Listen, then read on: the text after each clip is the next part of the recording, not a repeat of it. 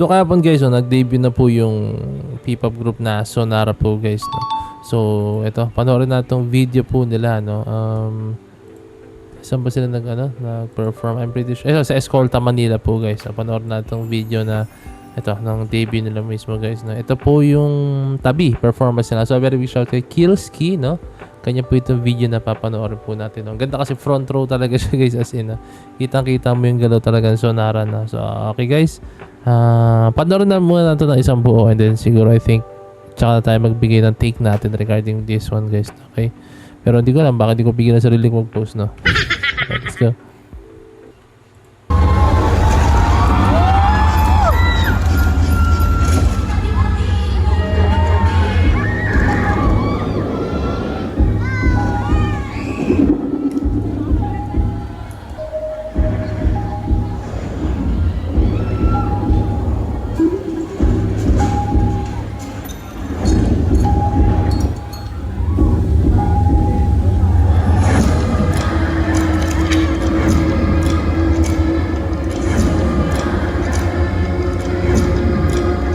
Intense ng opening nila as in.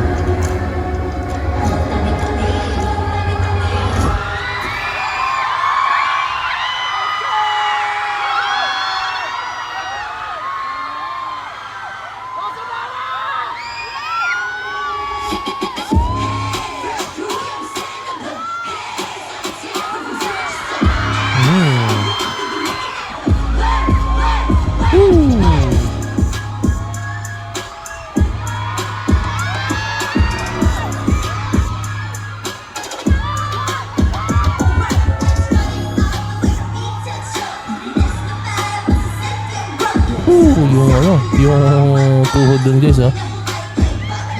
Yung knee movements.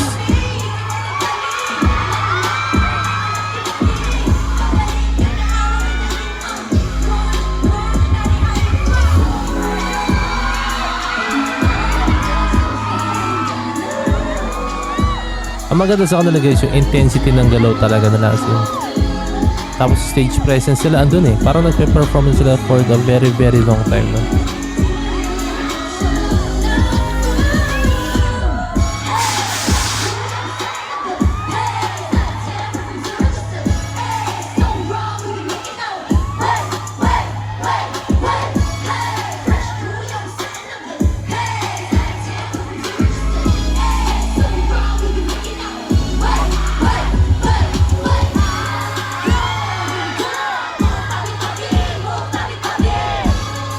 Basta napansin ko sa kanila yung leveling ng galaw nila. Magkaka-level talaga sila.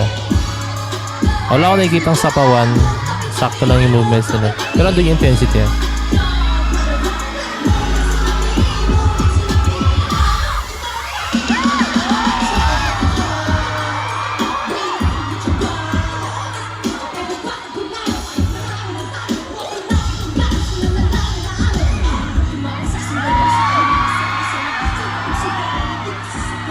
Angas na ito.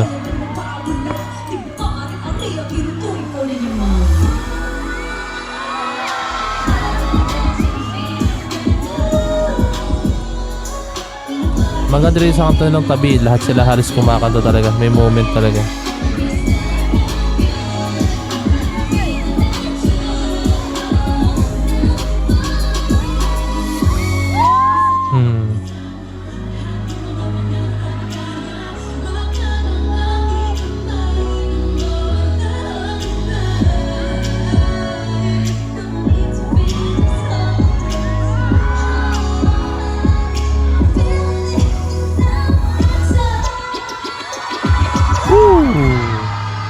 Tapos yung DJ Scratch, no? Umiikot sila lahat. As in, umiikot DJ Scratch.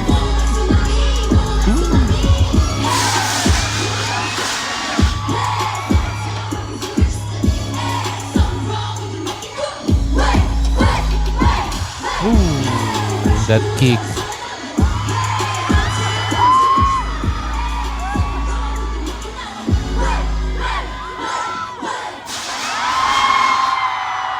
Solid na ito guys, no? As in, for me, Etong tabi na performance nila dito sa Manila guys, sa Escolta, no? Which is yun, debut launch nila guys, no? Yung una ko masabi din is yung intensity ng galaw nila, no? Nandun yung intensity ng galaw nila. Pangalawa, yung stage presence nila, sabi ko nga sa inyo, no? Parang sila nagpe-perform talaga for a very very long time, yung ano na, yung confidence nila, kasi may iba na yung may kita mo sa ano sa pag-project nila, and then sa mata nila guys, no? Pag yung masyadong malaro, yung parang naiilang kat titingnan mo yung mga tao, no? Sabihin hindi sila ganun ka-confident, no? Pero sila talagang eagle eye lang talaga sila, tingin sila sa ano dito, and then firm sila dito tumingin, no? So doon may kita yung confidence nila, no? And isa pa, syempre yung leveling ng galaw, nandun yung intensity ng galaw, andun na siya. Magaling yung Sonara, maganda yung debut launch. Nakita ko nga guys, meron tong nirelease na music video na panoorin natin. I think baka tomorrow panoorin natin yun guys, no? Pero so far guys, napakaganda ng performance nila rito, no?